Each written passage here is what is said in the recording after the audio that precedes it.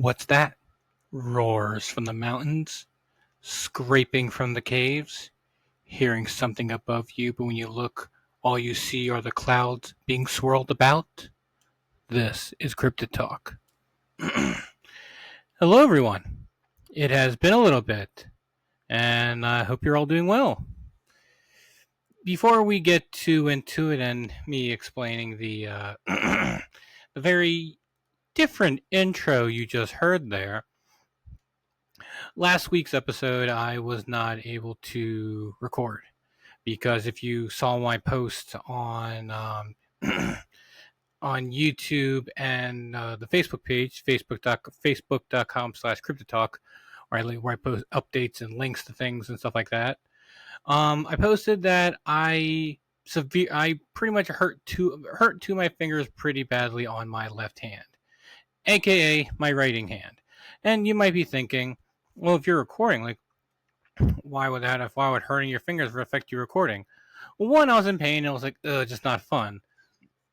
But two, I was waiting for the results of the poll we had last time of what this week's episode should be about. And so I waited till around lunchtime of the day of recording for me to give people enough time to vote and everything like that. And of course, when I was going to be able to start taking notes and getting everything ready for the episode, I dropped a crate on two of my fingers, my left middle finger and my ring finger. So yeah, middle finger and ring finger. And how that happened was that I work in a factory, loading and shipping things and stuff like that. And we're loading a crate onto a truck, and the crates we have, we're used to having them like a little bit of like a little safety lip, and not the actual like bottom, like, I guess I don't what would you even call that? It's like the bottom brick part, I guess, or the bottom leg. I don't know. If you're looking at a box, you got the one block in the middle, one block on the left side, one block in the middle, and one block on the right side. And normally, and these ones didn't have the little safety lip where you can grab it, put it down, or drop it if you need to without having to worry about your fingers. Well, I am used to doing that most of the time, like all the time. And these crates did not come from our location; they came from somewhere else. And in my haste of trying to move it from where it was and put it down, not thinking or paying attention, I dropped the crate on two of my fingers. The middle finger took the brunt of it. It was bad. I had to ice my finger in like the cafeteria. I was pretty much out of commission for a decent amount of time at work. But luckily, obviously, it's an accident and everything like that. But it hurt. It hurt a lot. Thankfully, nothing is broken or severely injured. It's just, it was pretty bruised. Even as we speak, I am still icing it. The ring finger wasn't as bad. The middle finger took like the brunt of like everything. So my ring finger got off pretty scotch-free, just a little bit of stuff here and there, a little bit of blue. I think that's almost like pretty much gone.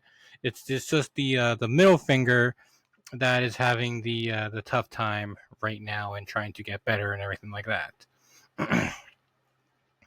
And so so as we speak right now, I am icing it because I gotta keep down the swelling because it has gotten better as each day has progressed. It's getting better and better and better to a point where I have it wrapped up while I'm at work, and then while I'm home, I ice it to try to help keep down the swelling and everything like that, and to a point where I can actually be able to actually also write, because again, left-handed, hurting like one of your big like fingers involves in writing and stuff like that and is affected.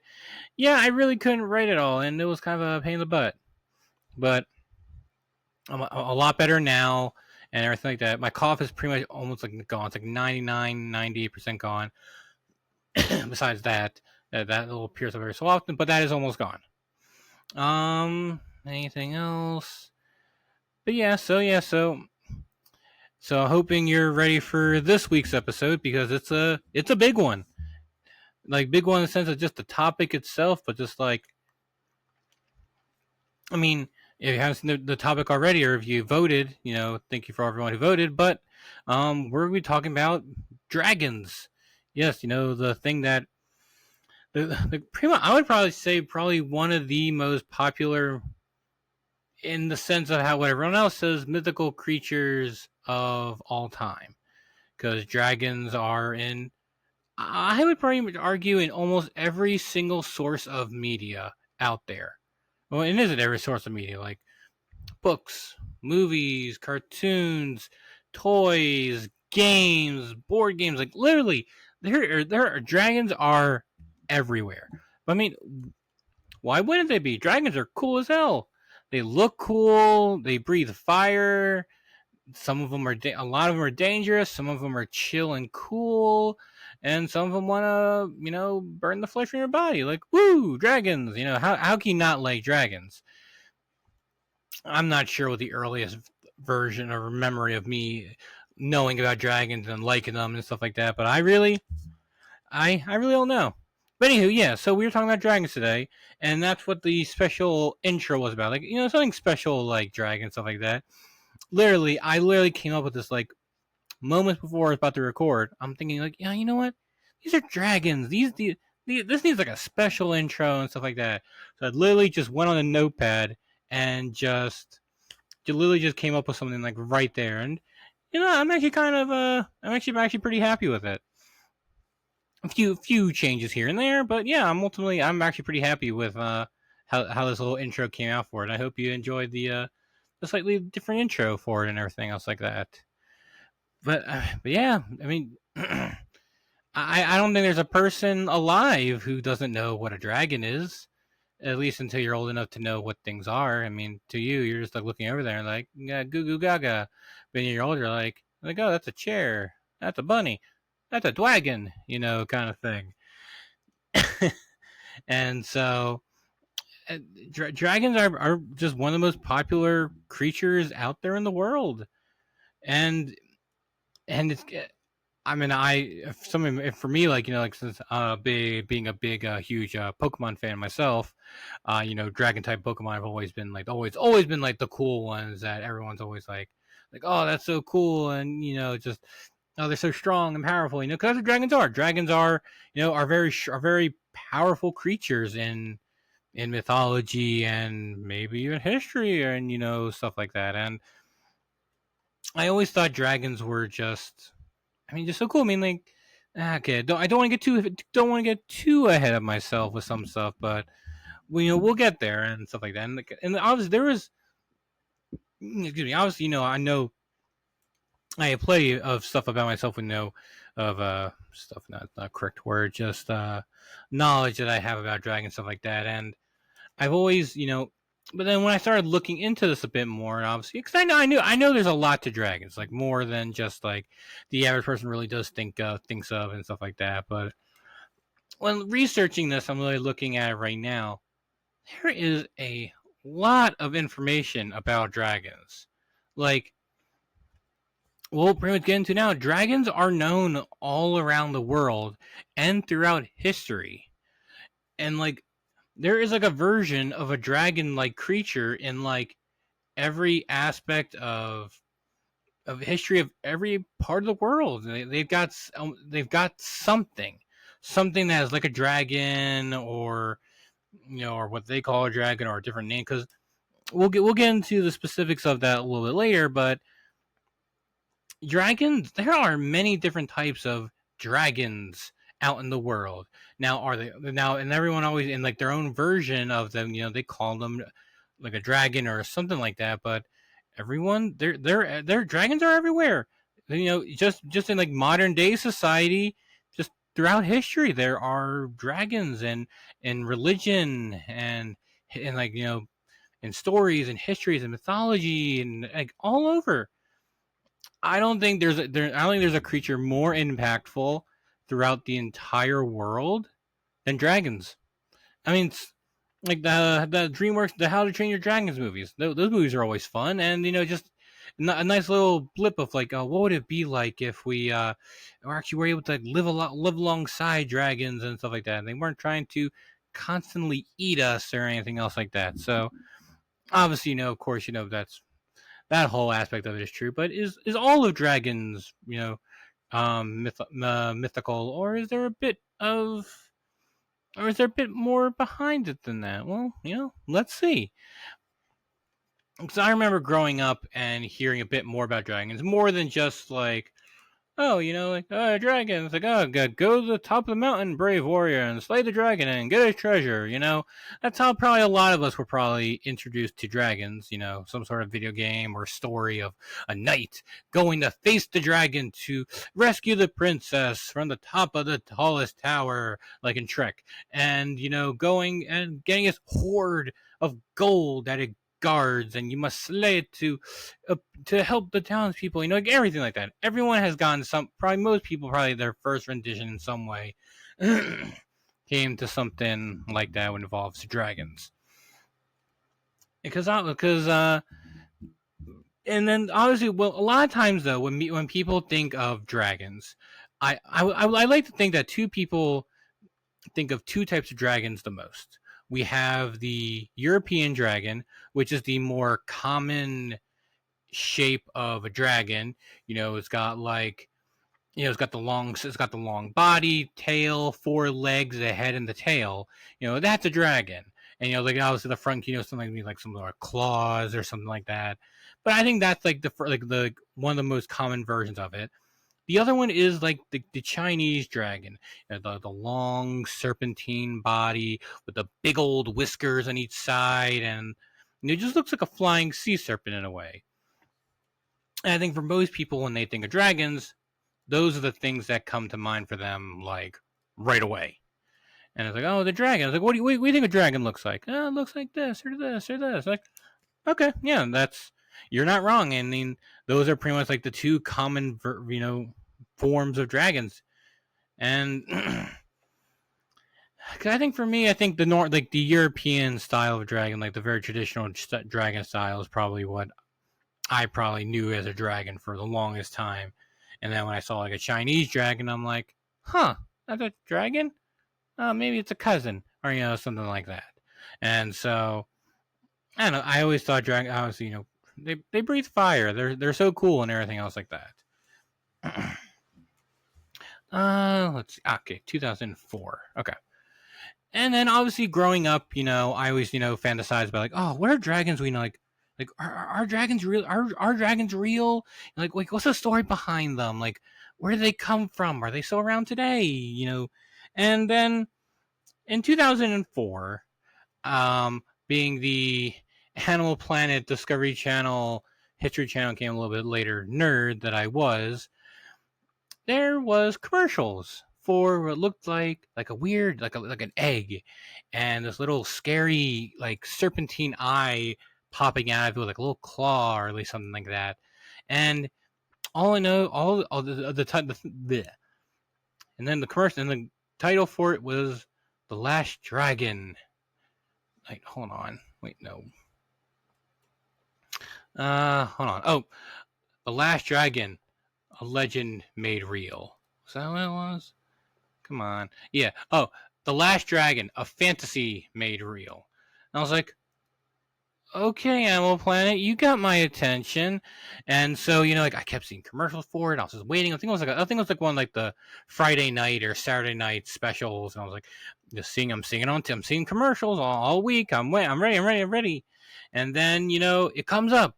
And I think I'm so excited, yeah. Like I may not have paid too much attention to the beginning of the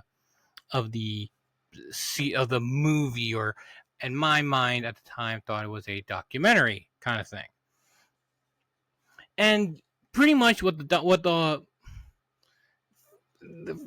fine, we'll call it the film. Pretty much what the film was they were telling the story of possible dragons throughout history, like the Earth's history, all starting where there was a, I don't know, where is the thing for it? Oh wait, nope, no, I am the right thing. Okay, okay. Where in the Natural History Museum in London suggests a theory that a T-Rex skeleton on display was killed by a prehistoric dragon because of a of what looks like a claw mark that was on the top of its skull. Now, Uh, okay, no, we'll get there. And so, and then they start. Then obviously, they you actually don't actually see this happen. They kind of do like the whole like Walking with Dinosaurs kind of thing, where they create a story of how something may have happened, and things like that, everything like that. So they kind of do the same thing with this, where they show like a prehistoric dinosaur, a dragon, in prehistoric times, going up against like a T-Rex and stuff like that. It was a very interesting kind of design too. It wasn't like a lot of the modern day dragons. You could probably argue that it might have been like closer to like a maybe like a wyvern, maybe, which is a type of dragon, but like it pretty much just had like it had just had the body, the legs, the tail, and like the wings, and that's all it really had. It didn't really have any like front arms or anything else like that, and a lot of times it did a lot of its travel on walking. It showed, and then flying when only necessary, and they could breathe fire, but apparently how they got to do that was they had to collect like what was the exact mineral. There was a mineral it had to like ingest to get into its stomach to help it produce the fire. Let's get in the bacteria that produce oxygen, aiding by buoyancy, later in the sky. I can't seem to find it, but yeah, it had to eat like some sort of mineral to be able for it to produce fire. So it couldn't just produce it on itself. It had to get some outlining source to be able to do it properly. And so they go through all this, and they start going to the different parts of history where from that. Where next we saw what looked like a serpentine dinosaur, like serpentine dragon, like a sea serpent, and of course during all this they supposedly are telling the story of how they might have found an actual body of a frozen dragon in some frozen part of the world, and it's like okay, that looks like a style of like European dragon and stuff like that. So then continuing on to where they're telling the story of this being like a sea serpent like thing. So like okay, all right, so we're getting like the idea of like like sea serpents and where they might have come from and stuff like that. And then to where it evolved a bit more to be where it could be on land and or kind of like the Chinese dragons, showing that it takes on a wild boar and it takes on a tiger, where it then uses its fire to breathe to burn off the dragon the tiger's hair so it could eat. And then it continues on to the more modern day versions of the European dragons. And then they show like, oh wait, and in that cave, there actually apparently was actually a smaller one. No, wait, no, it was the other way around. They found a smaller one, and the cave next to it was actually like the bigger one, like the parent. And they're like, oh look, these must have been slain by humans, and the mom forgot to couldn't protect it and stuff like that. And I'm like, my gosh, they have a corpse of a dragon. Like why isn't this been on the news everywhere? Maybe just like it telling the world and everything else like that.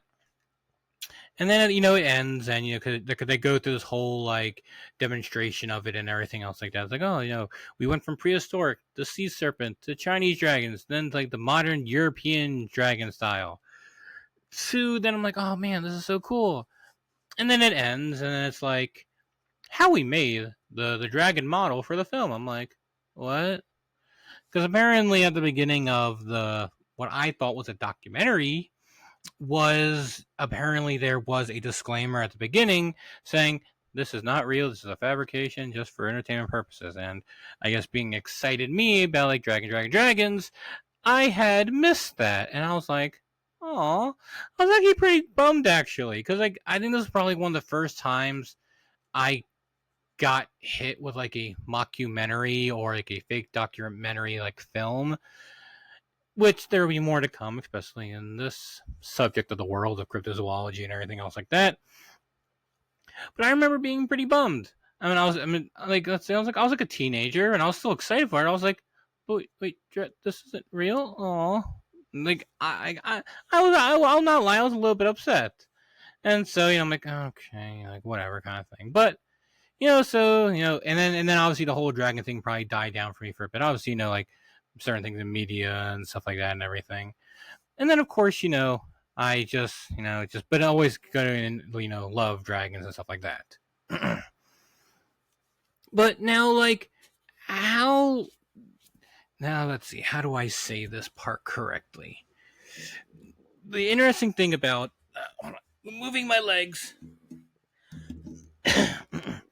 The interesting thing about dragons is that when I really start hearing a bit more about them than just like they were, you know, like just some mythical dragon, like a mythical creature and stuff like that, and realizing that there's a bit more behind it than just that.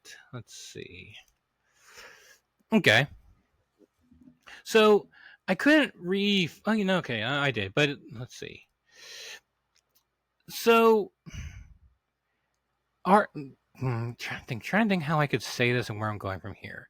So not just me, for the world, where the idea of dragons really started to first come from for a lot of people were actually dinosaur fossils. Before dinosaurs really were recognized, or at least fully aware by everyone on the planet, people would excavate, would find these big old bones and these weird skulled creatures and like being like oh, like dragons, like a lot of early dragons for a lot of people were inspired or thought to be real from dinosaur bones.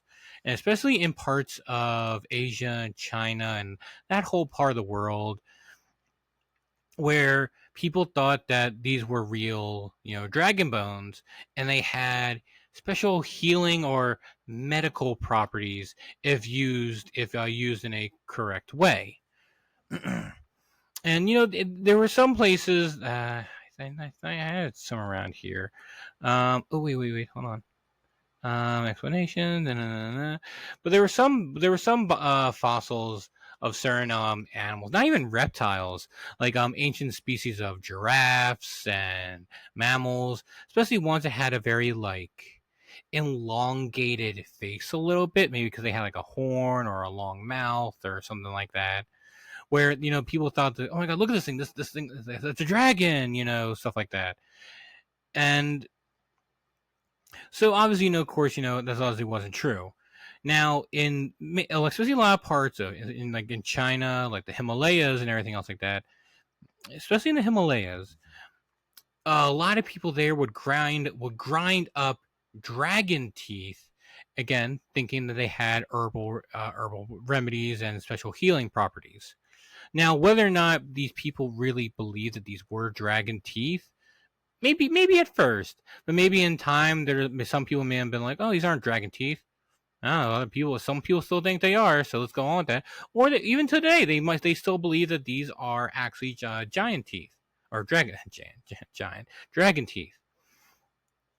However, the one unfortunate thing about this whole thing, about besides obviously just lying to people and everything like that, was that a lot of these teeth that they were actually grinding up, that thought were actually these big dragon teeth, were actually many of them were to believe to have been teeth of Gigantopithecus, which is the biggest known primate in the world. And we talked about that before in the past Bigfoot episodes, but in the places in China and the Himalayas were selling like these teeth, these big old molars, like, and they're saying like, "Oh, you have dragon teeth, you ground them up." But then they're realizing, no, this is something different. And then that is actually how a scientist found out about Gigantopithecus, because of these big molars he found in a Chinese market. Pretty interesting, right? And and so that's where a lot of these dragon teeth and dragon bones came from. So it's kind of unfortunate, because how many other Gigantopithecus or other possibly extinct or almost extinct, or bones were ground up by people thinking that they were dragon bones and teeth to be used for herbal remedies, and they're not herbal remedies, but just secret medical properties, and that they sold to people. We'll never know, but it's kind of an unfortunate thing in a way. But that's where some people started hearing more about dragons in some way. Now, obviously, in time, when people found out that there actually were, like these aren't dragons, these are something else, you know.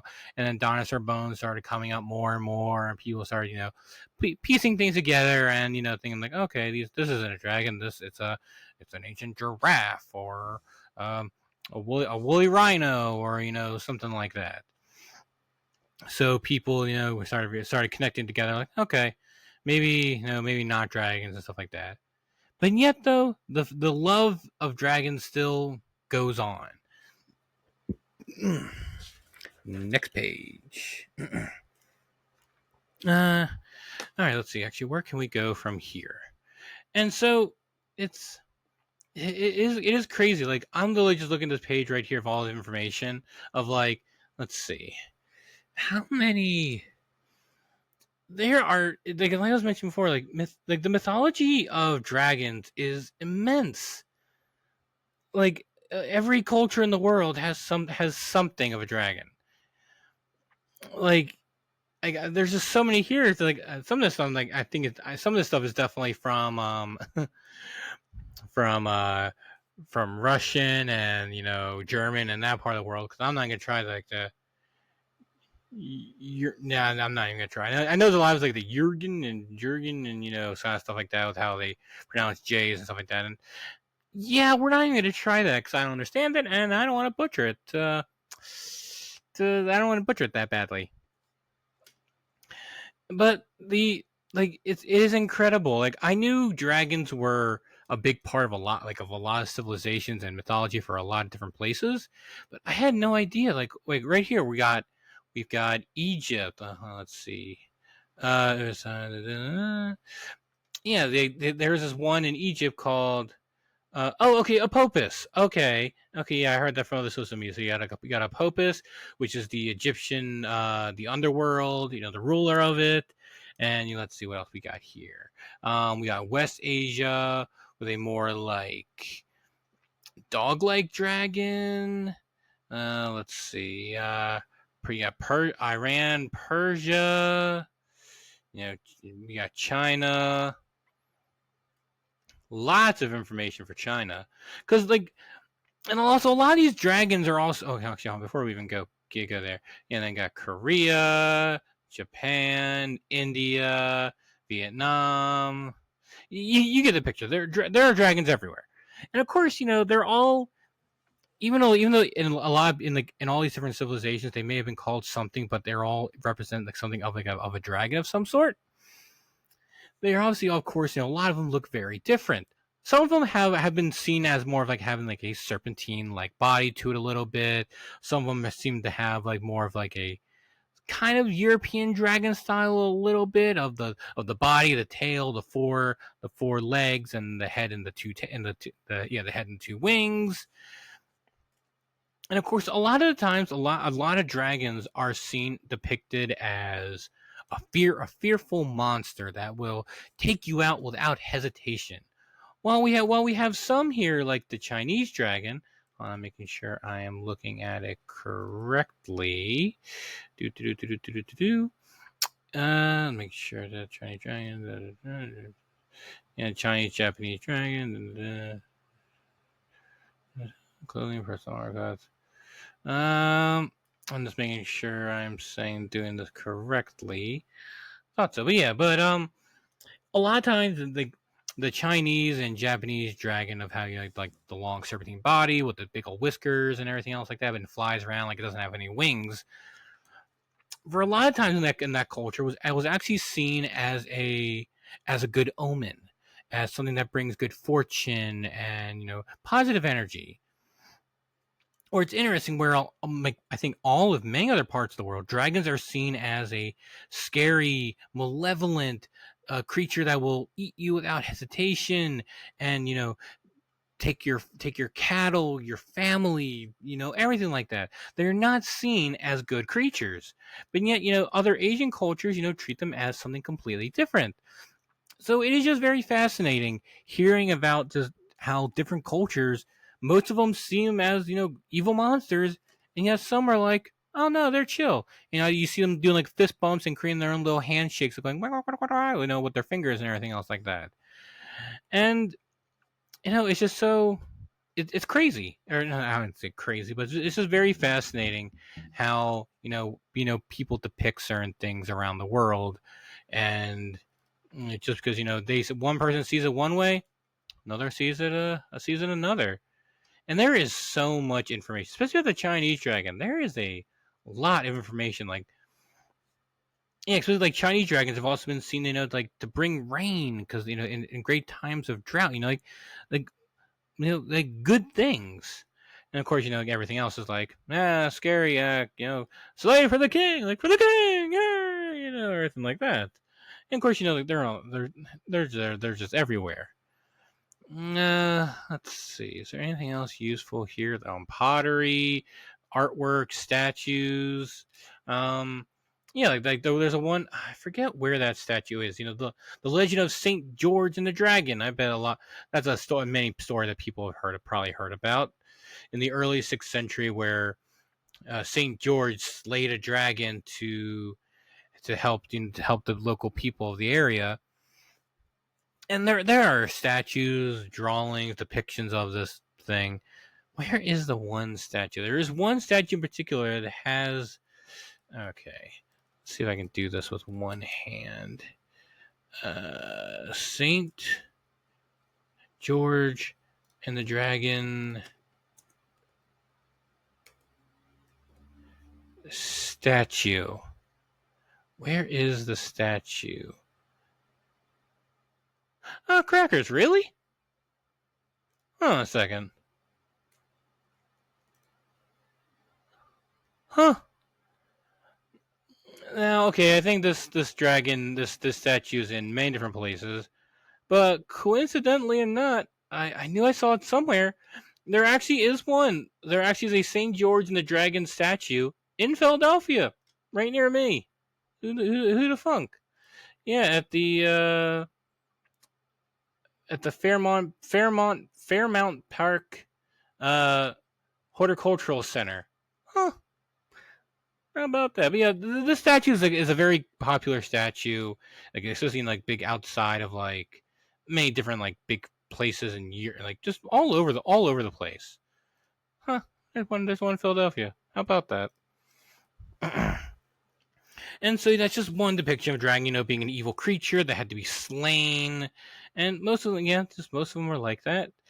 Let's see. And then the other interesting thing there are other types of dragons, as other things say. So, watch out, phone. So obviously we have like the generic like dragon, the Chinese dragon. We also have like the wyvern. The wyvern being like kind of like the like I meant the dinosaur version of what they described it as. No front arms, just into 2 legs and everything. Excuse me. We also had, they also consider types of like the Hydra. You cut off one head, 2 more take its place. Let's see. You got like this. You got serpents, normal dragons, the worms, WYRM. Let's see. Quetzalcoatl, the basilisk, the type of lizard dragon creature that if it stares in your eyes, it turns you to stone. Kind of like a more scarier version of Medusa and stuff like that. Oh wait, hold on. There's other kinds. Oh yeah, there's like fey dragons, and like there's some sort of dragon like almost like everywhere. Oop, I almost closed the wrong thing. That would have been bad.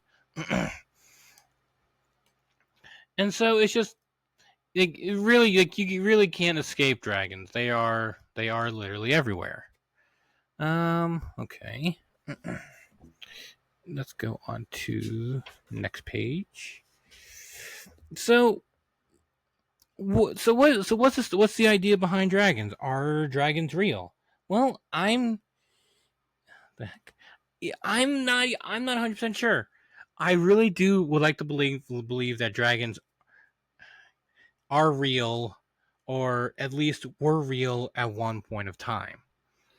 Whether it was more like thousands of years ago, or hundreds of years ago, or tens of thousands, at some point, I'd like to believe that dragons did exist at some point in time. Whether or not they're still around now, hard to say. So all right. So what's the deal with dragons then? Well, So this next bit of information, I'm not saying this is what I believe, or this is like the true aspect of dragons and everything else like that, but maybe where it might explain some things in dragons. So if you were paying attention earlier, I was talking about how a lot of dragons always seem to have like some sort of serpentine like body, like with a long body and little and like some like four legs or with a long head, seem very serpentine, right? Well, apparently, what was it? I think it was like this one researcher was asking people like, "Are you afraid of snakes?" And I think there was one. I think it was like one person like it's like 39 out of 100 people that this person asked all said they were all afraid of snakes. And snakes is just something that I think. Here we go. All right, so let's see. So okay, yeah. So pretty much people were scared of snakes, and that might be like an underlining fear that humans and they also talk about in apes and like monkey and like in monkeys and stuff like that are all scared of snakes, and this is like an underlining fear that people are like, oh, I'm scared of snakes, I'm scared of snakes, I'm scared of snakes, and that fear you know is something we take with us as we evolve and go through ancestors and stuff like that. And another, another thing people are also very scared of, obviously like birds of prey, like big, like eagles and stuff like that. That's a terrifying thing. So, and especially the fear of snakes is also a lot more prominent in people, or a lot more prominent in children when they're young. Even when areas where there are snakes are rare or not very common, there's always going to be that underlying fear of something long and slithery with the big old fangs that will bite you. And so people suggest that a lot of these things of dragons throughout these different parts of history and different parts of the world, where they're all seeing like these serpentine like bodies, where there are these evil creatures that will attack you, are just an underlying fear of snakes. Are these people seeing some real big giant snakes or just normal snakes, and they kind of just create something to show like their fear? It's like, oh, we won't let this conquer, we won't let this conquer us, we fight our fears, like, kind of thing. And so it could be possible it's just one of those things that the fear of snakes has just been embedded into humans so much. Actually, before we get too far, in the comments below, tell me if you are scared of snakes and why. And if not, if you are, or if you are afraid of them, say why. If you're not afraid of them, say why. Put down in the comments below. Let me know. I'm curious to see some of the. I'm curious to read some of them. Let's see. And a lot of times, a lot of people where dragons seem to live, always seem to be in like dark caves, deep pools, wild mountain ranges, sea bottoms, haunted forests, all places that have been always been seen as a dangerous place for early human ancestors. So we've got a possible combining fear of snakes, but then these dangerous places where some of these places snakes would be found, and so people combine an ancestry fear of snakes and an ancestry fear of some of these places. You put them together, and then it just makes the fear of both of them, or at least more so, the snakes turning you into these they manifest. What's like they manifest into what's the manifest. Wow, I just had a little bit of nothing there. Yeah, but they manifest into something a lot more terrifying and scary, and something that just imbued into fears of many people, even till today. Like I know people are still scared of snakes. My mom is scared of snakes. Anytime I ever had like a toy snake or like a even if it was like wooden, like doesn't even look like a real snake, she always got an uneasy feeling about it, and she was always like, "Ooh," I was like, "Hey mom, look at the snake." He's like, "Don't you bring that near me." I'm like, okay, and and so yeah, so it's always pretty. So that might be where a lot of the stories and the thoughts and the feelings behind dragons may have come from this just inherited fear of of snakes and the like dark and like scary places where people were not meant to go and stuff like that. And so let's see. And also, it was also around the time when I saw, I guess, sometime years later, around the time when this special came out, that certain other specials started to come into light about other kind of mythical creatures or cryptids and stuff like that.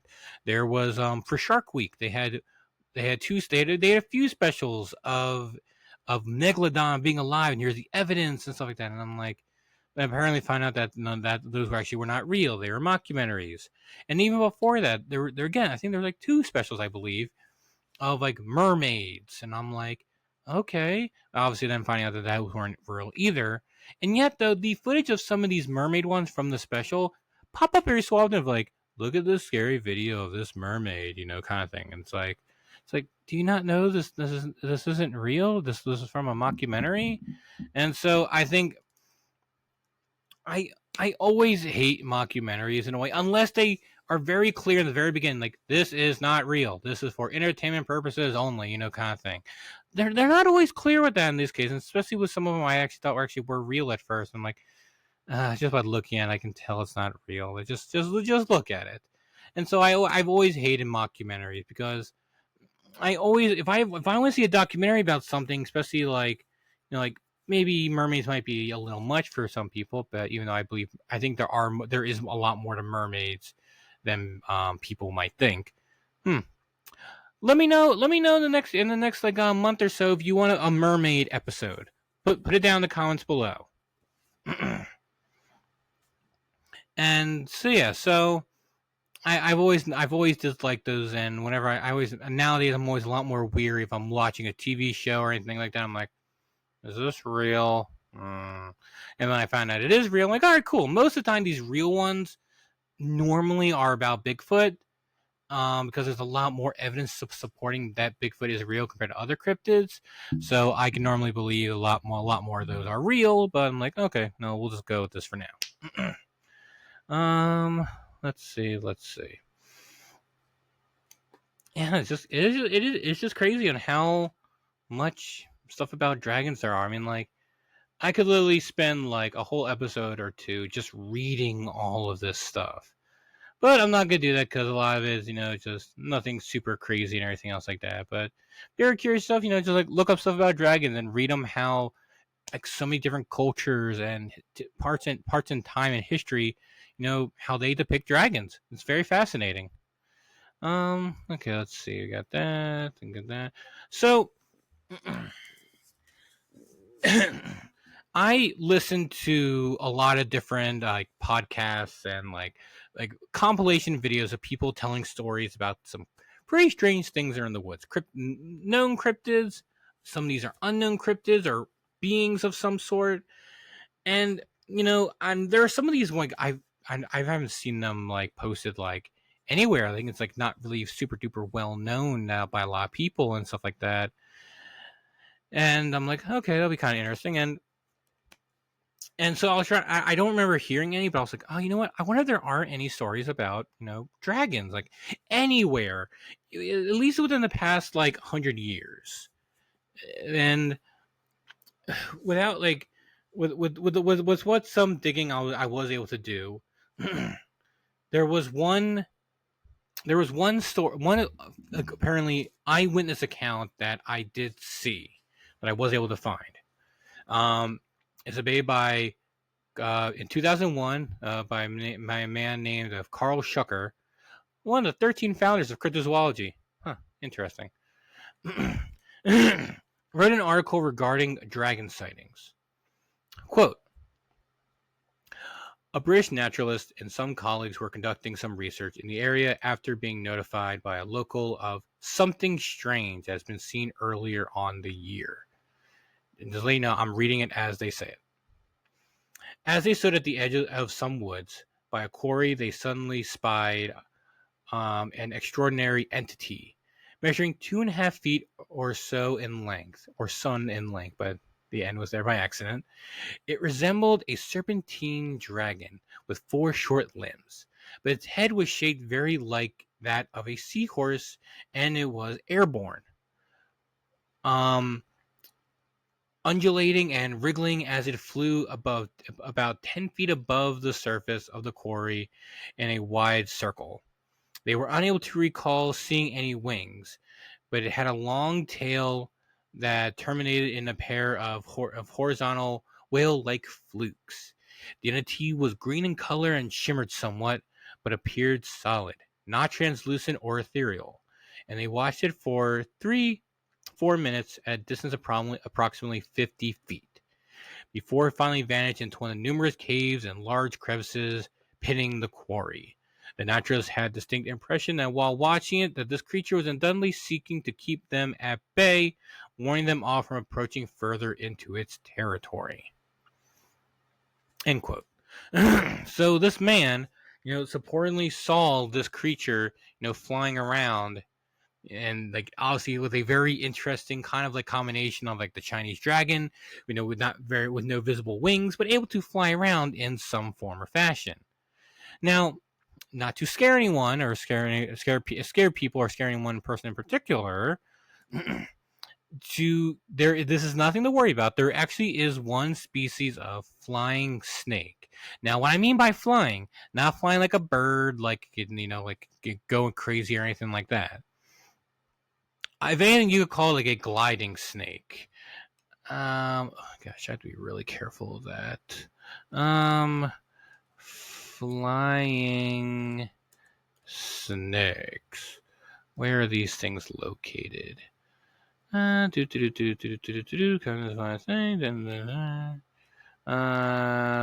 snakes habitat. Okay, they're mainly in the trees in South and Southeast Asia, so nothing we have to worry about. Don't worry. But yeah, so pretty much what they do was they would go on a tree, and pretty much if they had to get to another tree that was nearby, they would pretty much jump off and kind of do like they were slithering on ground, but in the air. And they kind of got like little, not exactly like flying squirrels. They got like so just some sort of like little side level flaps that helps them be able to more so glide a little bit to where they didn't fall just straight down and go, and come a tomato on the ground. And yet they kind of like slither to the air a little bit, gliding. It's pretty much not like they're flying. They were falling with style. And if you got that reference, good for you. And pretty much was go to one tree and then jump off and go in another. Obviously, they didn't do that to attack people or attack anything. Literally just going from tree to tree. So this thing was flying like completely different. It was going in circles, changing elevation. Like it was literally like flying around for like, as they said, for like 3 to 5 minutes. Obviously trying to keep these people at bay so they didn't approach its territory, which was possibly in those caves. And that's really the only story I was able to find like about any physical evidence of any modern day sightings of dragons. And so I really would like to believe that this story was true. Hold on, interviewed a man. Oh, okay. They also talked about how in Wales in the early 19th century, they were talking to farmers about how they told stories of these winged serpents that would come flying around one of the castles nearby. Supposedly they had crested heads and feathery wings and were brightly colored and sparkled as if it was covered with jewels. They rested coiled on the ground, but if they ever felt threatened, would attack by swimming down on intruders. These flying snakes killed poultry and were described as the terrors of the farmyards and coverts. Many were shot to protect livestock. And of course, if these were true, where the bodies and everything else like that. But pretty interesting. Now, some of these stories also, people might think that some dragons were possibly misinterpreted of like Komodo dragon, stuff like that, which is a known animal, or there's some like known reptiles, stuff like that. Because again, snakes and stuff like that, people are scared of, and they think that, and they're like, oh, what's going on there, kind of thing. Some other interesting stories of what might be the explanation for dragons is another very interesting idea that they might be a surviving species of pterosaurs or pterodactyls in parts of the world, which that's a conversation for a whole other time of living dinosaurs and stuff like that, and pterodactyls like creatures being one of them. So pretty much people, some people suggest that the dragon cryptid might be misidentified as the pterodactyl cryptid. It's like, one cryptid being misidentified for another. Interesting. I like that theory, though. That's a pretty interesting one for sure. Unfortunately, that's really it when it comes to any stories about dragons that I was able to find. I bet there probably more somewhere if I dug around more, but I really couldn't really find much. Wait, hold on. Oh, okay, there's a whole other thing. But before we go, back in... Okay, I gotta take my thing off. That's cold. I fell on my leg. Oh, sorry. I had to move my hand for the ice pack for a moment, and the ice pack fell on my bare leg, and it was very cold. Very, very cold. And by bare, I mean I am wearing pants. It just fell on my... I'm wearing shorts. So, to calm down, people. But back in 2020, when in Kentucky, I got a book called the Legends of National Parks: Creepy Mysteries, Monsters, and Myths. And pretty much showing all these different creatures all around the world and everything else like that. And like, okay, cool. A lot of stuff. I'm like, okay, Bigfoot book. Like a lot of these creatures I definitely have heard of before. But there was one that I saw that was, yeah, I can close this. That was very interesting, and I've never heard of before. So I'm just gonna read. I'm just gonna read the page for you here because it's very, very interesting. So this is called Cave Dragon, and its location, Yellowstone National Park. What's this? Maybe I might need to look into this a bit more. So, first encounter. Tales go back centuries, inspired by the rumbling and gases from underground. No sightings, but is believed to be huge, fierce, and good at burrowing. Can cause seismic activity, geysers, rumblings, and thermal emissions. Now, I'm going to read this little part that kind of explains it a little bit. Quote, the high levels of thermal activity in Yellowstone National Park make it easy to believe that there may be dragons lurking underneath the park. And just like stories of lake monsters who some say lives near the thermal vents at the bottom. Sorry. Lake monster. Okay, no, that's right. Vents underneath the car. Let's try that sentence again. And just like stories of lake monsters who some say lives near the thermal vents at the bottom of Crater Lake in Crater Lake National Park, indigenous legends from centuries ago tell a story of a formidable reptile beasts who, fleeing the arrival of humans to the region, burrowed down into the thermal caves of what now is Yellowstone National Park. Sulfur gases, volcanic events, seismic activity, geysers, thermal sites, boiling hot mud pits. It wouldn't take much to consider that a land as wild and unpredictable as Yellowstone may also be home of dragons, particularly in regions of the park with extreme thermal activity like Dragon's Mouth and Black Dragon Cauldron. The regular feature of deep rumbling roars and the occasional bursts of steam, mud, and water be led to some to believe that the ancient beasts are slumbering below. While the sound and smell of the vibration of cave dragons seem to be permanent thermal areas in and around Yellowstone National Park, no one has seen a cave dragon in centuries. Is it possible these creatures went back underground permanently to evade detection as the population around Yellowstone grew? Or were these beasts just a mystery of nature all along? origin legends signed and indicates of dragon activity goes back centuries and are attributed to indigenous tribes living in the Yellowstone area. I have to look back. I forgot that there was a bit more into this than I thought, because it's been a little bit since I actually read this. But I haven't. There's some stuff I might look into. Maybe we'll get maybe a quick little dragon update video in the future, stuff like that. Maybe when I look into this, see if there is literally any more information. But very interesting though. I was dumbfounded when I saw this, and I'm like, wait, what is going on here? And yeah, sure. Are there any dragons underneath Yellowstone? Probably not. But it's hard to say, because obviously, because a lot of the activity that, the thermal activity that happens around there, the smells, the sound, the rumbling, and everything else like that, people who may not know may interpret it to come from a monster and or a dragon. And yet some people might say, but of course, it might just be just the seismic activity, because I could be wrong, but I believe that one of the biggest volcanoes in North America is under Yellowstone National Park.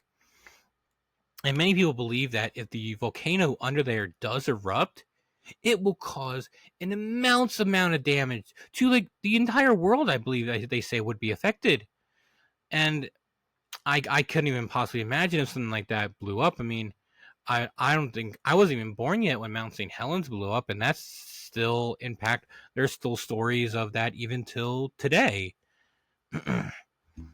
So I couldn't even imagine something crazy like that happen, where it would so big that it might even affect us, all the way over here on the East Coast.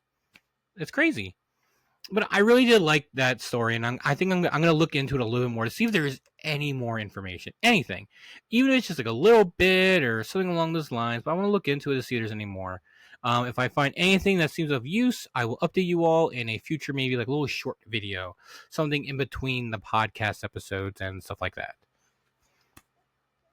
And with that, we're done. I know there was so much dragon stuff that I was like, obviously I know there's a lot of stuff about dragons, but not as much that I saw here. And there's a lot of information that I just didn't go over and everything else like that. And some stuff that I actually had to it's nah, this doesn't seem really relevant or important right now, kind of thing. But still very cool. And obviously, everyone loves dragons. Dragons are cool. I wish I could have a dragon that would not kill people or anything like that. But that'd always be kind of fun. But I hope you enjoy. I hope you all enjoyed. I hope you learned one thing. Sorry, I'm trying to have a sneeze coming. Either come now or don't. You always see when you sneeze and you just know it's coming. You're like, okay, sneeze so I can get it over with, and then it doesn't. You're like, oh, come on, kill me, or come on, nose. But yeah, so I hope you learned something, even if it's just one little thing or information along those lines. But this is the one people voted for, and if you're interested in wanting another voting one to happen in the near future, let me know. Let's see. Anything else coming up? Not really. Yeah, I guess I hope everyone enjoyed. Yeah, if God, I got really no, besides my hand and everything else like that, I got no news to update on or anything else like that. But I guess the normal YouTubey stuff. Make sure you like, share, comment, subscribe. All the different comments, the views. All helps me out for me to get viewed by more people and stuff like that. And of course, comments, also very helpful. And make sure you also tickle that bell icon too. To go over there and tickle it, go tickle, tickle, tickle, tickle, and then click, and you get notifications of all posts on YouTube, and of course, follow the Facebook page, facebook.com/CryptidTalk, where I post updates everything with my hand, and links to certain things and cool things I find and stuff like that. And of course, if you or someone has seen something, anything, long story, short story, email me. CryptidTalk91@AOL.com. And don't worry, I will not discriminate against you or anything like that. I will take your story. I will listen to your story, and I will obviously take it with a grain. I'll take it like 50-50. Once I get an idea of it. So don't just like try like say something. Like oh like let's mess with this person. Like no, like I want people who've legitimately seen something. Again, whether it's a quick story or a long story, because if we get enough people to actually send stories in, I would like to have special episodes where I go and read people's stories and then talk about them and stuff like that. And I think that'd be really, really cool. Obviously, I haven't gotten it yet. This just means the people who are listening so far just haven't seen anything. But if you have any sort of like a picture, video, email me any thoughts that you have. If you want to ask me a question, like I saw this, like what is it, kind of thing. I'd be great to help you out. I've heard stories of so many crazy stuff in that's in the woods and the waters of our world, and there is nothing out of the realm of possibility for some of these things. Some things I believe we just can't possibly comprehend, and I don't care if it's even ridiculous. Please send it to me. I would love to listen and if help if needed. I think that's good icing for today with my hand. But yeah, I hope you all enjoyed. Stay safe out there. We got Halloween coming up, and yes, there is gonna be a spoopy Halloween episode of some stuff I have in mind for it. So stay tuned. Actually, hold on. What day is Halloween this year? Halloween is on a Thursday. Perfect. Okay, so actually the night that I might be recording. Well, I might do it Wednesday, but possibly the night I might be doing it might be on Halloween night. Ooh. So be sure to be listening to that for the spoopy episode of Cryptid Talk for Halloween. I already have the intro already lined up. I thought of it at work and I had to make sure I wrote it down so I didn't forget it, because I know if I didn't do it then I would forget. So yeah, so everyone have a good day, stay safe, have a good weekend. I will see you all next time, and remember, keep your eyes and ears open for the creepiness in store, because you never know what you'll find outside of your door. This has been Cryptid Talk with Michael Mannon. Have a good day, everyone. Love you all.